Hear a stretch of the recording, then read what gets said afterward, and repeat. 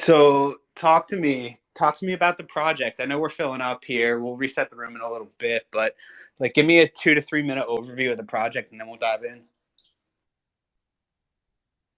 Yep, sorry, just coming off mute here. You can still hear me, right? Loud and clear. Fantastic. Today the internet decided to work. So cool. I guess while everybody's filing in, we'll give like a high level.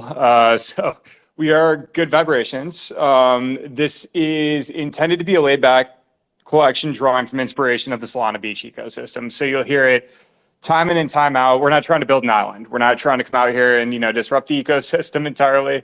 We're trying to embrace what is a larger beach, and this tide can rise together. So the idea here is you're seeing the art. Thanks is posting some of it right now. The next big IP is coming, and it could be multiple big IPs. But the goal here, and really kind of the tip of the iceberg, is to be one of those that can get us through that door, to get this Solana ecosystem through the door of proving that it can be larger IPs. So what does that mean? This is a focused project on not only building a brand that is evergreen, applies to all audiences, has art that we'll go into a little bit later after this elevator pitch, but it is also a brand that is focused on adaptability and real world revenue and business model streams. So what that means, and again, after the elevator pitch, we'll dive into this. We are going to be a project that, will put good art, put good profile pictures into your hands, onto your Twitter. But the focus here is to provide long-term value, and to provide long-term value in a macroeconomic system where everybody's got a little bit less money to spend right now. So the focus will be on consumer packaged goods, in leveraging some relationships we have and some of the founders that are on board with this team in establishing a business model of white labeled products where we can adapt, we can ebb and flow to different verticals, different industries, and start getting white labeled CPG products into folks' hands and adapt and optimize to the products that are driving the highest level of revenue stream.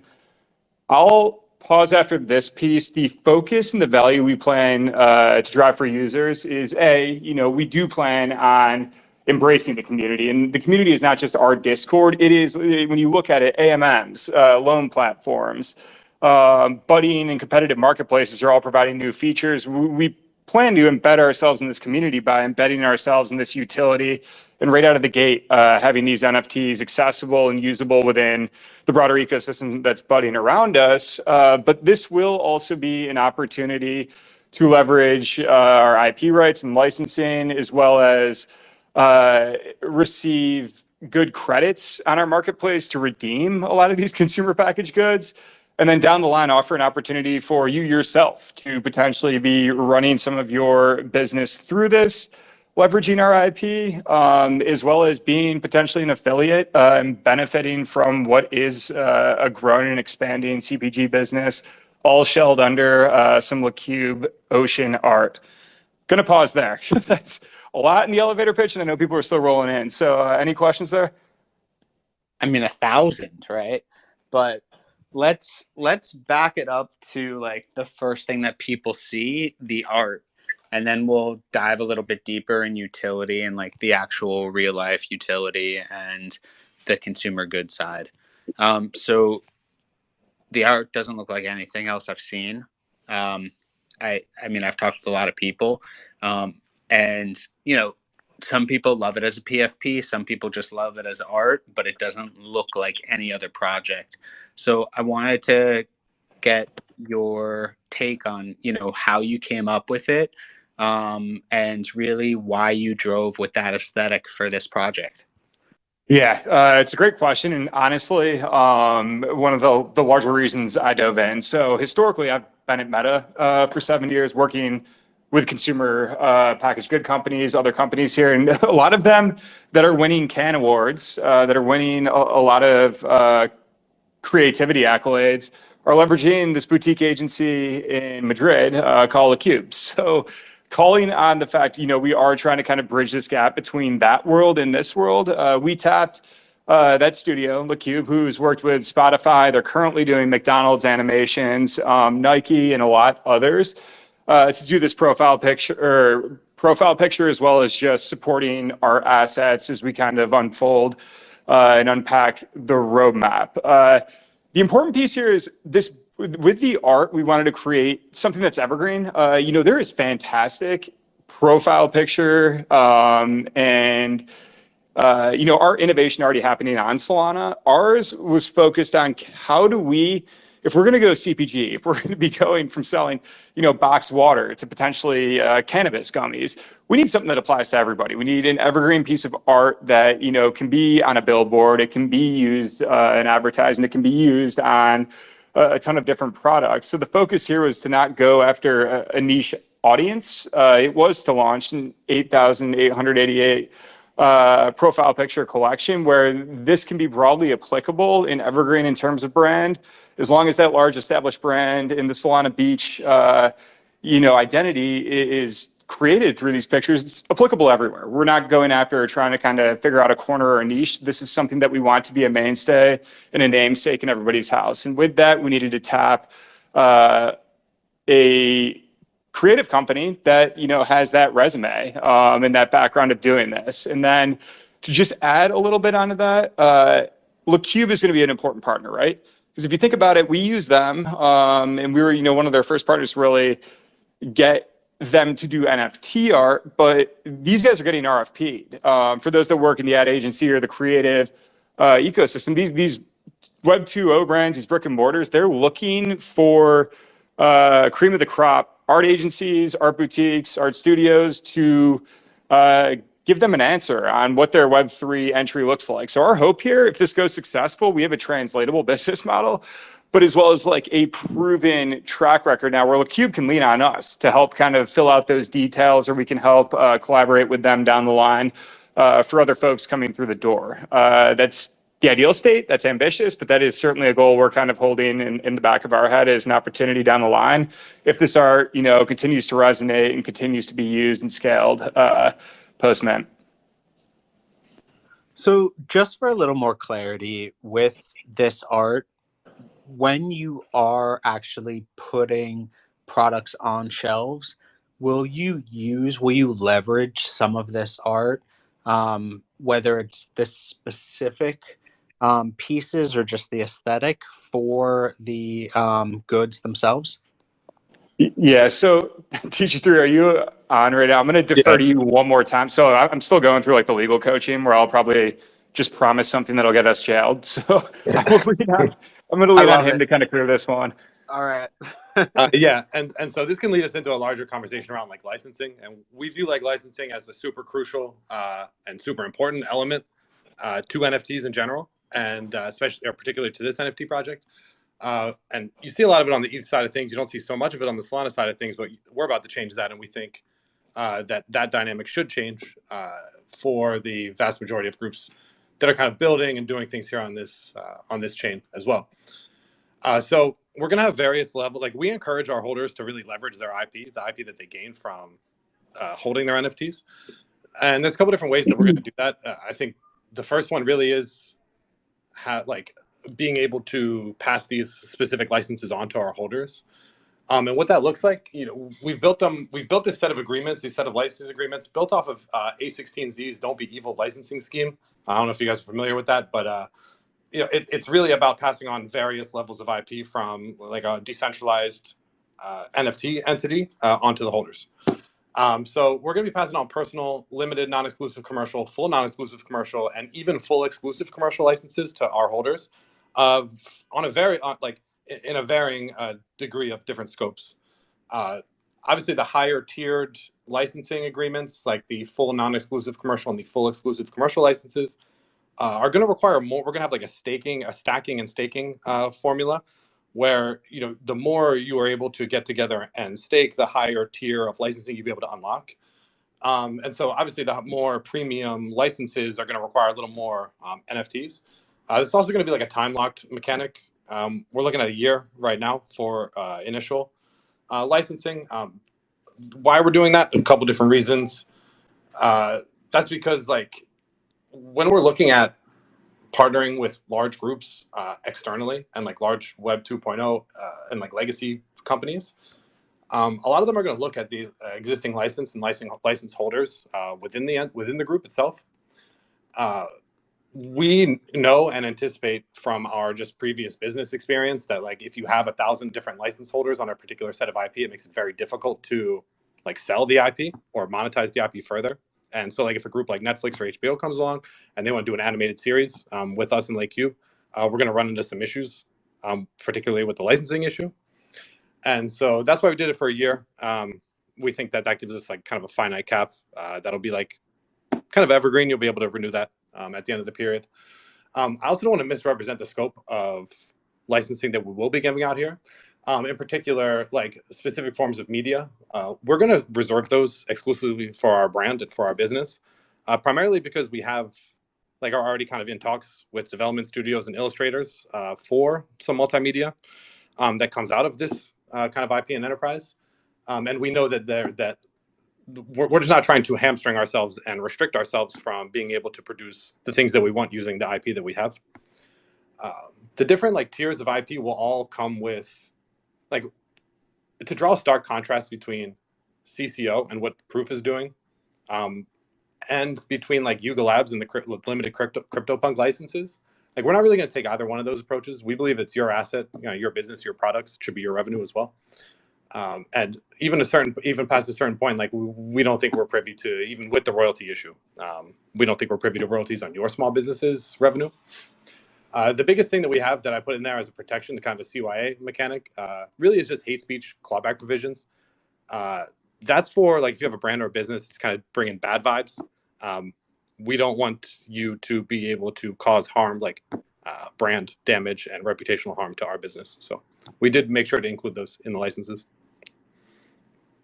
I mean, that makes complete sense. You don't want some sort of like racist or really niche bad product that like, I don't know, hurts children or something. For sure. So, before we dive a little bit deeper into, I guess, some of the future opportunities that arise, do you want to just introduce the team and go through some of your backgrounds and specialties? Yeah, absolutely. So this team's going to grow and it's going to ebb and flow. I mean, when we're thinking about the scale here and what we're planning to accomplish, I don't think it's going to look like, in 6 months, the normal NFT website where there's 3 profile pictures. One's an engineer, one's the founder and, maybe a marketer. So to start, what we're tapping and we're really trying to blend together is like a lot of you have seen us, maybe me formally as Ted Lasso, TG3 everywhere, Jago everywhere, a lot of the other members everywhere. To start, we are bringing some new folks on. Sean is a founder of Medicina Farms, which is a health and wellness market with 40 locations already across the US.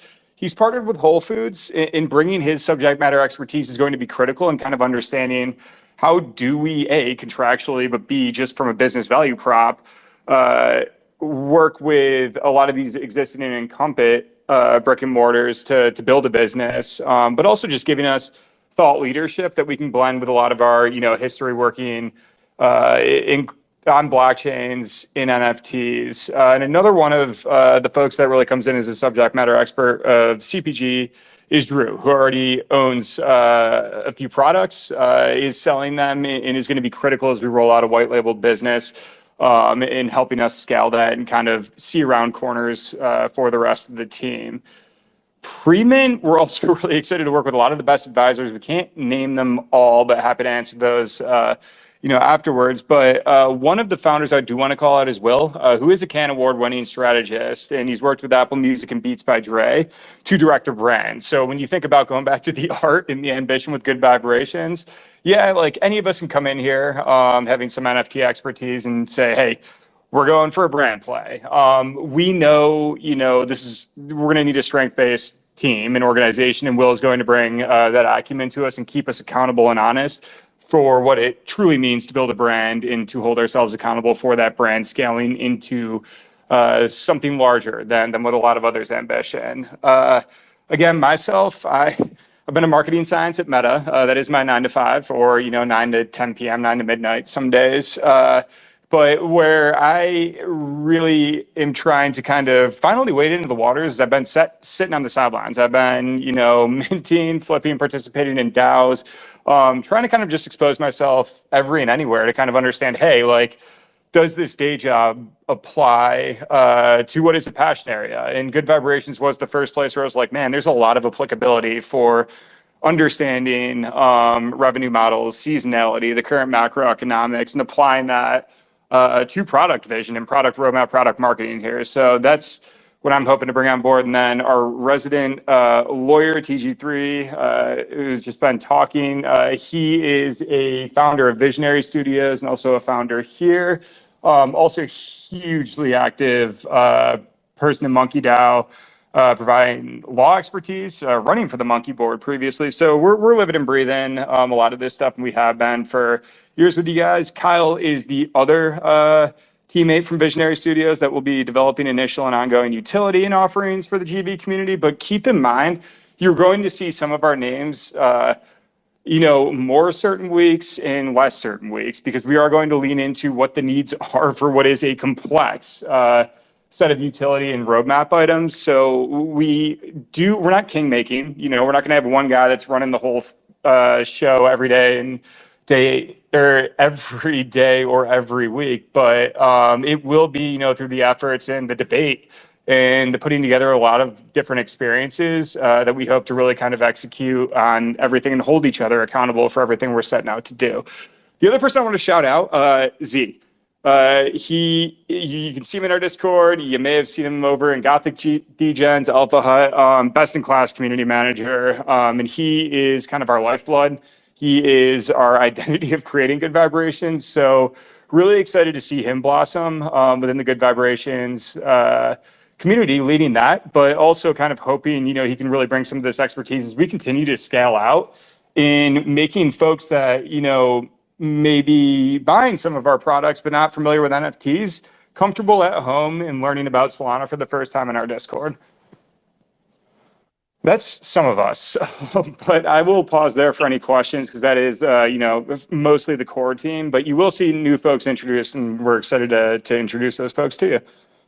No, I mean, look, that is an extensive team to begin with, and not just, like you said, like a community manager, like 2 moderators and a dev, right? Like there are people with very specific knowledge of what you want to do, not just what you currently are doing. So I definitely appreciate that. And having worked for a Fortune 50 F&B company, food and beverage company in the past, those are exactly the type of people that you need when you are trying to build something out like this. Yeah. I guess one of my questions is, how has it been building in this market right now that it's just been complete like horseshit? Yeah. I'll take the first part of that, but TG3, I may need you to take the second part. I got somebody knocking on the door. So I'd say, to be honest, in my own personal opinion, this is the perfect time to jump in. And I felt this way, back in 2017, where when things get a little quiet, a little chaotic, it seems down in the dumps. It's a really, really, really good time to build. So at the moment, I think, in terms of funding, that's probably your biggest concern, right? Because all of a sudden, a 2-sol mint that was $400 last year is, could be 60, could be under 60. But for us, this is something we've been here since the start. A lot of the core team was max minting monkeys last year, and for us, this is just, whether you call it a valley or a lull. Our project and our ambitions, our funding, they're all long-term focuses. And we felt, specifically with the business and the revenue model we're running, it's something where why not start now? CPG in its own right, people still need to eat, people still need to drink, people do not need a boutique merch drop at the moment. So why not kind of go now, start building now, and have our strategy set, a well-oiled machine humming by the time, the bull market comes back, or, sentiment changes for the better. And then the other thing where everybody feels like it's horseshit right now, look at like the rapid innovation happening. So when you see the AMMs, you see the marketplace competition right now, loan platforms coming out. I've never felt like it's been a better time to launch a project where you have inherent utility by embracing the ecosystem. So without anything else on this roadmap, you're going to mint, good vibrations, and you're going to be able to make money there. You're going to be able to pull loans and liquidity out regardless of what the market looks like. So I guess I have a way more optimistic state, but after being around for a year, living through particularly the Senshi Samurai rug, took a big hit there. This all feels roses and ponies still, but we do understand it's going to be a little bit more chaotic. Maybe the pressure will be more heavily on. So if it's changed anything, I think it just requires heavy transparency and expectation setting from the team, to which we're working on, project trackers, making sure that full suite of team members is providing a weekly status. So you know what you're getting, because there should be more scrutiny and smarter investing, not a go wide approach right now on the projects you are choosing. TG3, anything else to add there? So I'm just going to open the door quick, so I'm going on mute. For sure, yeah, and I think Jake put it very well. A lot of people saying, it's a bear market. People are concerned with spending money. No, I think we're in a smart market. I think people are precisely choosing where they want to invest, and that's good. I would much rather have smarter investors that are a little more reserved and do a little more diligence before deploying capital, and I'm cool with that. It's really interesting to see like the main argument around lack of royalties, and again, like what Jake was saying, there is a ton of alternatives. We have great relationships with a lot of the builders in the ecosystem. From like Magic Eden, who's leading the charge on the anti-royalties. Great relationships there, all the way to Hyperspace, who seems to be their like public enemy right now. But Brian from Hyperspace, awesome dude. We're going to partner with him for this project in particular. We're also going to leverage like AMMs. We're also going to leverage these like loan platforms, like Jake was saying, Elixir, Hades Swap, like Frax, Sharky, all these groups. We're in the ecosystem. We're users of those protocols already, so we're intimately familiar, kind of with what their offerings are.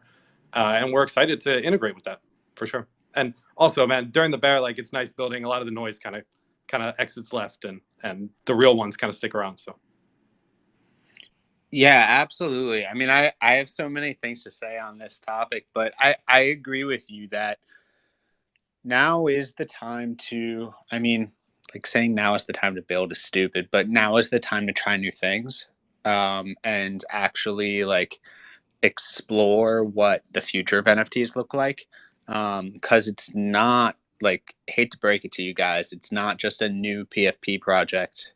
Like it's not going to be a new animal that's going to replace SMBs or DAAs or any of these other projects that people really relate to. It's just not, they just don't have the staying power. And if that is what is the core tenet of your project, it just isn't going to last.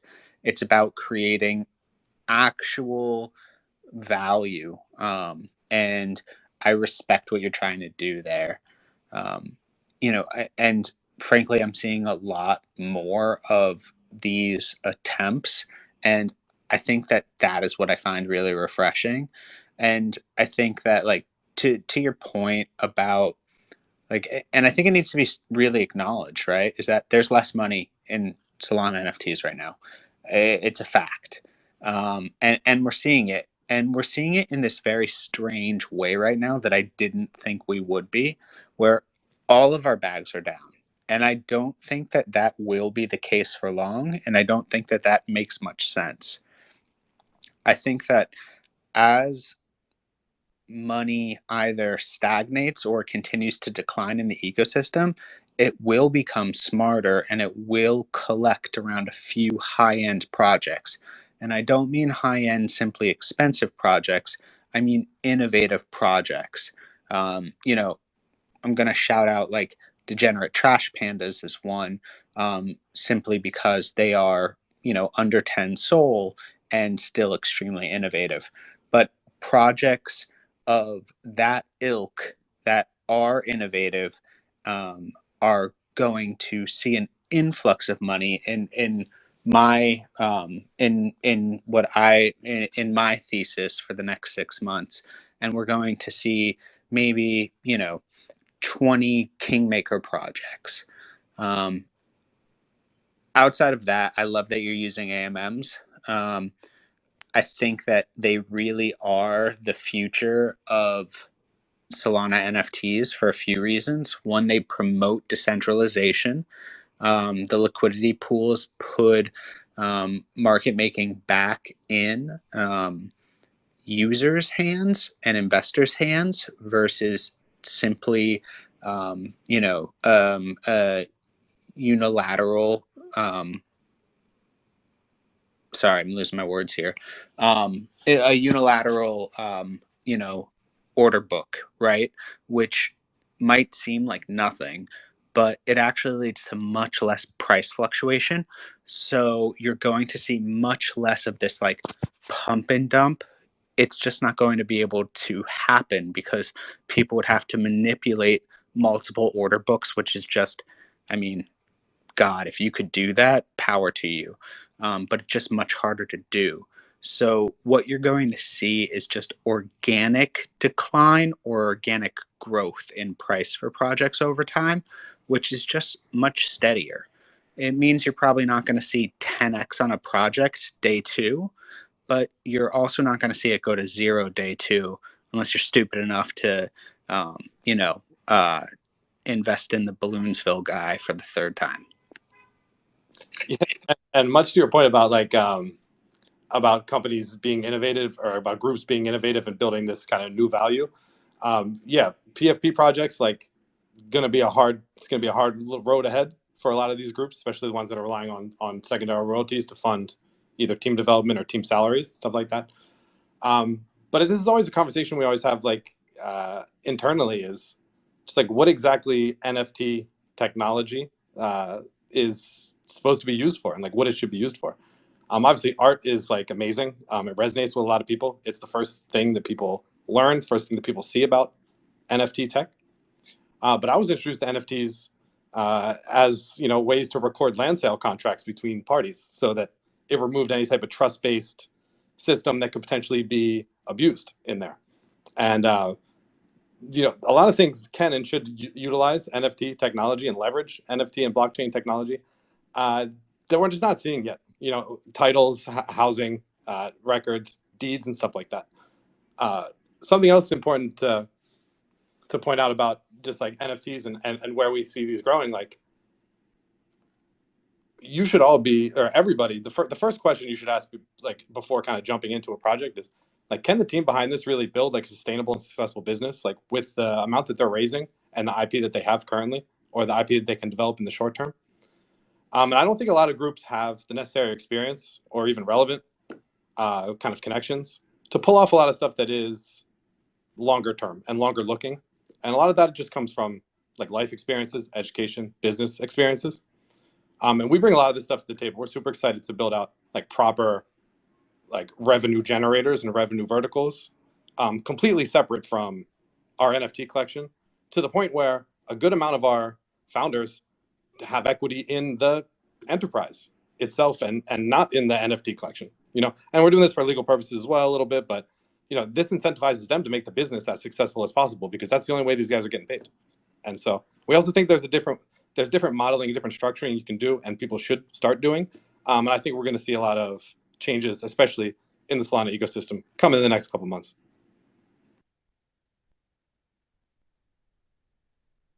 Yeah, obviously I just started talking to myself on mute. But I think that you and I talked about this before privately, but um, the way that, first of all, NFTs are going to be adopted by the masses, but the way that they are, they're not going to know that they are. And what I mean by that is like a Starbucks gift card is going to be an NFT. Your travel rewards card for American Airlines is going to be an NFT.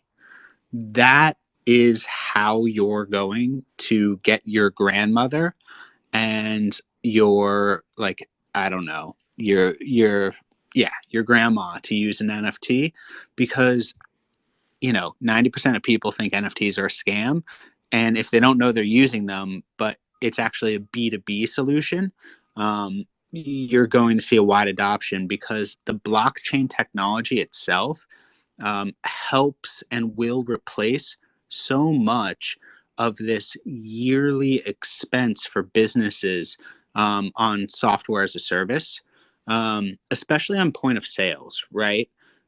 Where if we think about this,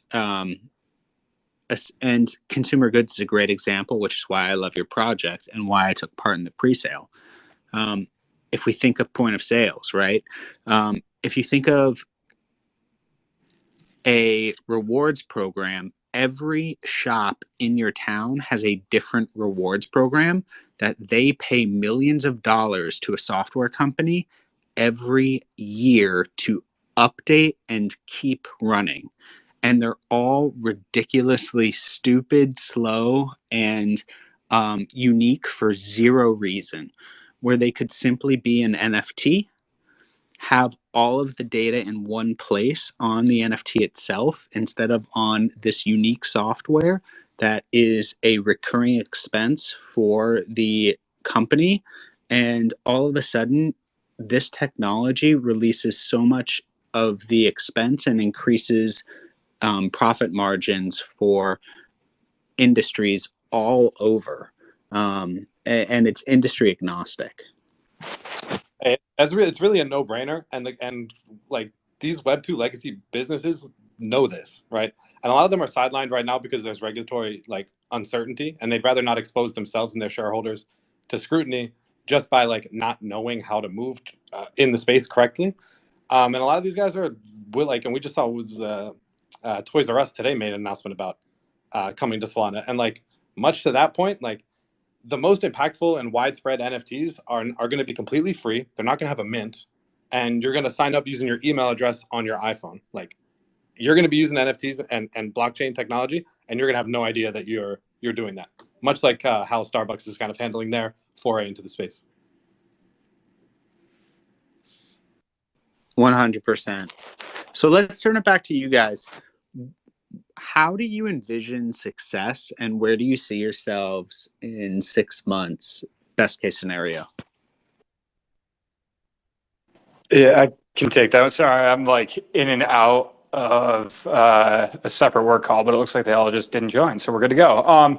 6 months, again, please, to my lawyer, keep me accountable. I don't ever promise here, but we have clarity on exactly how, and we have a use case of products being sold under good vibrations from a CPG perspective.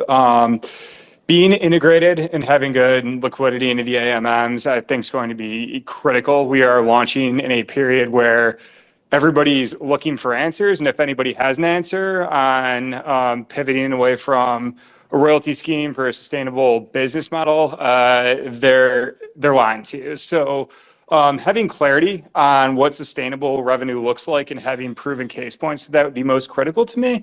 I'd also, going back to like, profile pictures, it's going to be tough to replace DAAs, to replace SMBs. We don't want to replace them.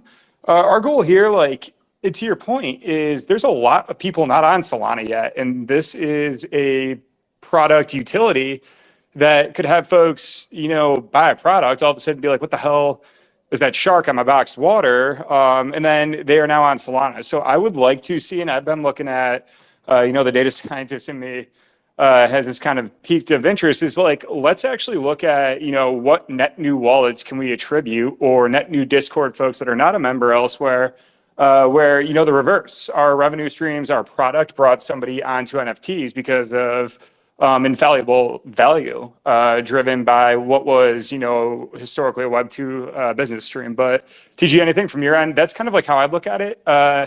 But again, in this world, this economy, 6 months down the line, we could have a whole new set of bells and whistles to play with, where I'm assuming, just given, the emergence of AMMs and like this marketplace adaptation right now, there's going to be more. I think what I just said there is probably an under promise where, given the fact we're trying to integrate and play around with anything that is emerging on Solana, the project will be integrated with something we can't even, convey right now. Yeah, for sure. I think, Jake, I think you touched on a lot of the stuff there. That was definitely an under sell. So awesome. Like in that regard, man. Don't no angry DMs in the back end. But I think so just having like suite of CPG products, partner products, brands, businesses that we work with, widespread ecosystem integration, which we're already well on our way to, with partnerships with various different marketplaces and AMM providers, and I guess loan protocol providers, and then having a kick-ass community that's just like spreading good vibes all over the place. I think that's super important. I don't want to I guess I don't want to downplay that community aspect. Obviously, we have like Z on our team. He's a community lead. He's been kick-ass, and I know Jake shouted him out earlier. But again, he's been doing the Lord's work in that Discord and with that community. And then, building out these various levels of multimedia entertainment applications, consumer product and consumer packaged good applications, as well as having that fully functioning licensing portal, I think would be success to us in the short term. And we're well on our way to kind of executing that vision already. So, having looked over, your engagement and Discord and Twitter, right? You're falling into this bucket of new projects that are in this, interesting spot, right? Where we're no longer in this place where there's botted numbers to 130,000 followers. I mean, there are some projects, but everyone knows it's fake. And frankly, I'm not sure there's 130,000 people on Solana Twitter. But what we're seeing and like what I look for in my advisories, I know I'm not affiliated with you at all, but what I look for in my advisories is engagement to follower. And you actually have pretty active engagement to follower. So is that something you track, and how have you cultivated actual engagement organically? Yeah, so in terms of tracking, I don't think we're staring at social engagement metrics. And to be honest with you, just kind of pulling again for my day job here, like the Elon Musk acquisition, the back and forth there, we don't know what Twitter is going to pull out or put in, what API is going to be accessible from building an engagement dash. So it takes two parts, right? It's like, to your point, gut checking. Did we lose a ton of followers and bots? And we did lose next to none. And then the second piece is, we are working with and we understand this is an ecosystem that, for better or worse, and, there's a lot of betters and a lot of worses in cases, the influencers. So getting on these space circuits, getting active with the DAOs that are active, are getting in good engagement. Like you can't do this alone right now, and you can't come out of nowhere with like paid marketing to try and get that boost. So to me, it's almost refreshing, like going back to internship days where you're kind of grassroots in, and from an engagement perspective, you're really leaning on who's still left in the ecosystem, who's willing to get on that space, even when the market's in a valley, and tapping what we have. So to be entirely candid, I'm surprised at the amount of engagement, the amount of followers we've been able to get. And I think a huge part of that is the folks on the team being involved and just being active members of DAOs historically, where we didn't have to go 0 to 1. We had to go 1 to 2 on this type of stuff. And then again, going back to Z, even in any DAO I'm in any project I'm in, it's quieter. Even, the blue chips, it's quieter. So it's stacking yourself with proven resources and talent that can manage these communities, make people feel at home, even in the Discord. That's probably the most important metric that's going to have to kind of stick with us post Mint, because social Twitter engagement, great. Like we'll get to the Mint piece, but really being able to keep alive an active Discord at the moment when everybody's going out, touching grass, taking a break is pretty rare to me. So soft answer, but like a long answer is short. We're not, living or dying by looking at a dashboard and trying to play engagement metrics. Yeah, and to build off that point, like we all kind of have positions either in, we've been around in the ecosystem for a very long time, or we've worked with different groups in limited capacities, or we've just continuously provided value to the ecosystem over this past, I guess, one and some change years. It's kind of crazy how fast time moves. It feels like it's been both 2 weeks and 200 years at the same time since I first minted all my monkeys. But yeah, so just kind of being like being included, being members of the community, members of the ecosystem. Also here to like celebrate the ecosystem entirely. This is like a very awesome, fast-paced, competitive, but innovative space. Like a lot of amazing solutions are being built here on Solana, and we can't wait to leverage these things. And then just a final point to touch on, like bringing on non-traditional Web3 marketers into our group. Particularly with Will, who's at Rosewood. He, as Jake was saying, he won a Cons Award for his Beats by Dre and Apple Music direction this last year. He's going to be crucial, we think, in really breaking out of this ecosystem's mindshare and into the greater cryptocurrency and NFT mindshare, and then the masses in general thereafter. And how we plan on doing that, a couple different ways. Like obviously, going to leave a majority of the brand direction up to Will. It's his specialty, kind of where he flourishes. But also taking these different approaches. Like we know that there's not regulatory uncertainty around marketing consumer product goods in the same way that there is around marketing Web3 products. So like, okay, how can we leverage something that we know, let's say the average influencer on TikTok, if they know how to like market a CPG offering effectively, cool, let's leverage their strengths in order to get our product in front of the eyes of millions of people, right? And they're not going to expose them to the Kim K thing. Everyone's like, oh my God, I can't market this. Kim Kardashian got fined $1 billion. I'm going to too.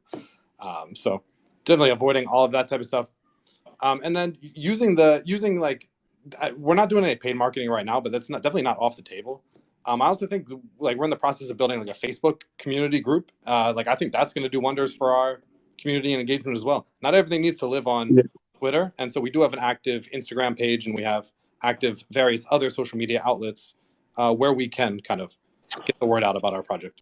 Yeah, that's a good point. I forgot to touch on with the paid marketing. We aren't doing that now, and I don't think we'll ever do it to go pay for engagement or video views or brand awareness. Where I think there's an opportunity, and I've kind of kept my irons in the fire because of my day job, is the D2C marketing, direct to consumer, where we are not a Fortune 50 CPG company. And if you are going to survive in consumer packaged goods, you have to move faster. You have to remove the friction of ordering. So when we start rolling out the product suite, we roll out a web page. That does open the opportunity to get, some pixels on page, to really start using some of the larger social platforms to get our branding out to folks that have affinity for these products, which should help drive a lot of incrementality in terms of new people coming on board, getting our brand and our products, as well as just profitability, revenue streams out to people that are not on chain. But that is something I'm kind of keeping as, if you're asking us 6 months, maybe 6 months to a year, looking at can we help white label actually D2C marketing services to some of the product lines that are emerging under us. So definitely complex, but I think really exciting, and an opportunity to kind of flex some stuff that I don't think's been flexed yet in NFT land. So one question I actually got from the audience just now, and I really like it, was why did you choose to go on Instagram? Yeah, so I can take this one. Just covering our bases and trying to touch a different market. We think that there's the aesthetic around this project, the art itself is like really, really awesome. We think it's accessible. We think it's approachable. We know it's family friendly. There's nothing in the collection that's going to drive away a potential Web2 brand or business from wanting to partner with us in a various capacity. Even down to the names, like the good vibes, man. Like it's all good, right? So just kind of leveraging that. Some of the wallpapers, the Instagram stories, and some of the communications we put out via IG really flex our aesthetic behind the project, and we think that this is one of our strengths here, and it just translates very well into that media.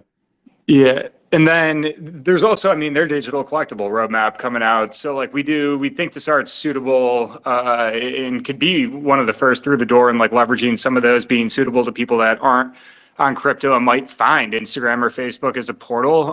But again, there is a CPG business hiding here. So setting up the ad accounts behind that business page and starting to kind of get the data cranking where when we do flip a switch and need to use those other channels beyond Twitter for non-conventional NFT means, but like very table stakes marketing approaches for a consumer packaged good or a direct consumer product. Yeah, I expect that Instagram to stay active, but also have a pretty large intention beyond what's just being posted there. Yeah, I think that marketing has changed so much over the last year for NFT projects. Going from, paying a few high-end influencers to tweet, to giveaways of 3 whitelist spots. Now there are some great services like Blocksmith Labs, Raven, right? There's also YouTube and Instagram, right? Which are more for onboarding than anything else, from what I've seen. But there are just so many different ways, and then obviously PPC, pay per click, and those are all inorganic ways, along with actually developing and cultivating a community, which you've clearly done. And it's always really interesting to me to see how projects go about choosing how to market, because I don't think there's a right way. I do think there's a wrong way, which is just completely inorganic bots, 100%. But I don't think there's a right way. I think that a mix and match approach is probably best. And I really like seeing how projects develop a unique one for their own personality. Yeah, I think it's one of the more unsolved areas, and I think like even beyond the NFT piece, if everybody's business model is different in terms of utility, it's almost like everybody's got to blaze their own trail. But we're excited to experiment there. I think the one thing I've mentioned internally is like we do so paid marketing or putting dollars towards influencer tweets, things like that. Like you really got to ask yourself in a bear market if that dollar is best spent on engagement, a promotion, or is that dollar best spent and invested in something that's more core to the business that is more long term? So that's something I think we're grappling with now, going into Mint, and a lot of other projects are going to have to think about, because if you empty the coffers on one big catalyst, not going to be around to see that bull market return. So it's something that weighs pretty heavy, but it's a really fun puzzle to solve. So, how confident right now are you? I know you did a really good job with the pre-sale, but how confident are you right now with the mint coming up? And I guess talk to me a little bit, like not just a yes or no, right? But like, I guess with the state of Solana, and how some projects have done recently, and some upcoming ones that look like they're going to do very well. How is the team feeling? And what is it like behind the scenes right now? TG, you want to take this one? You've been a little closer to the pre-sale, so I don't want to go and like become shill factory Jake, but I'm excited. Yeah, for sure. We're all feeling good. This isn't our first bear market. This isn't our first cycle. We're also like pretty seasoned Web2 professionals, and if anything, this has just been an opportunity for us to flex that like we can move just as fast as the NFT space in making our business decisions, and we could stick by these. Our pre-sale has been going really, really well. We probably could have sold the collection out twice via pre-sale alone. One thing that we wanted not to do from the very beginning was over allocate. I think that's the corniest shit in the world, and it shows that like you're not confident with your ability to market and sell your product. So you're like trying to throw out 5 or 50,000 whitelist spots for 10,000 mints. So we work with Z. Really been riding him to make sure that he's not over allocating the stuff. So shout out to Z again on that. We pre-sold around 30% of our collection. That was a comfortable number for us. We didn't want to go any higher because then there wouldn't really be. It's just not fair or within our ethos, we feel. And then at the same time, allocating up to a specific amount so that there is a supply available for public. So, and it's kind of like shocking. I know I talked to a lot of other NFT founders and folks in the space, and they're like, "Are you sure? Like, you want to do this? Like, oh, over allocate by 10%, 15%, bro." Like, nah, man, I'm good on that. And there's a couple reasons why. One, like, we have a great relationship with Soulport and Soulport Tom, one of the best builders in the space. Visionary has been a huge supporter of Soulport for a long time. We actually have the Master Chief, Teo, is in the Visionary Treasury. A little shout out to Master Chief here. But they have like the unbottable launchpad, right? And we were always of the mind that this collection is for everybody, not just for like the 1% group, not just for the Boogles, right? Not just for the monkeys even. Like this is for everybody in the ecosystem. Hey, be nice to the Boogles, man. Hey, I love the Boogles for sure. And they definitely, I'm not going to lie, they definitely did participate in pre-sale. But this is not a thing where we're trying to give like 60% of the collection to these guys or anybody, right? So just kind of having that in mind with that as our kind of our North Star regarding the mint, we did a couple different things. One, we released like a whitelist allocation pass, 888 supply. Which is Just so cool, and that was going to be my next one. So can you talk a little bit about this? For sure.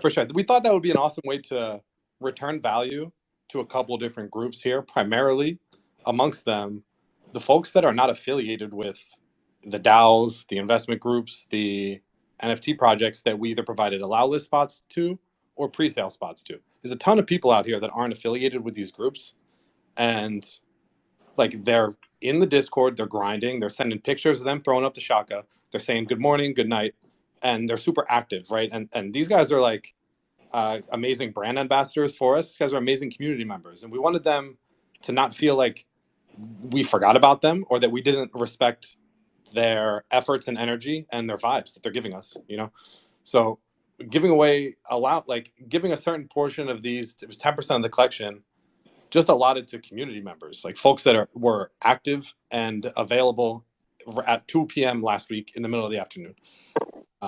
And some people, it's caused a little bit of confusion. Z's been holding it down again, talking about, don't worry, these are separate from your already existing allow list passes and stuff like that. We thought this was just an amazing kind of novel way to reward people that are just active and kind of there. Yeah. I think it's a great way to. I mean, I'm a little bummed out I missed it, but I think it's a great way to. And again, I think that it's all about experimentation right now. And it clearly worked, right? Like they jumped in value, which means that people are excited about them and have placed value on your mint, which is a great sign. But also, I know it's boring, but news better. I keep coming back to that, but copy pasta is just old. And I like that you're at least thinking about bringing change. That's for sure. And that starts with that's like top down, right? That starts with our ethos, our vision, kind of our understanding and where we see this space moving and where we would like to steward this space into. It also starts with the art. Our art is definitely not copy pasta. Our intentions, the stuff that we're trying to build, none of this stuff has really been done in the same way before. And so, yeah, we're super excited to bring something fresh and some change to the ecosystem.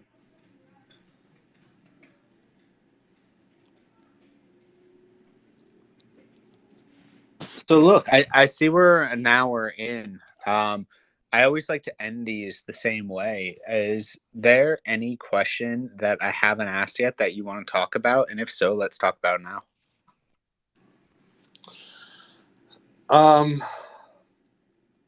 Yeah, I would like to talk about. I mean, there's one other specific thing that I would like to talk about with this project that we're referring to as community utility or like soft utility, but I'm super excited about, and that is a Good Company speaker series.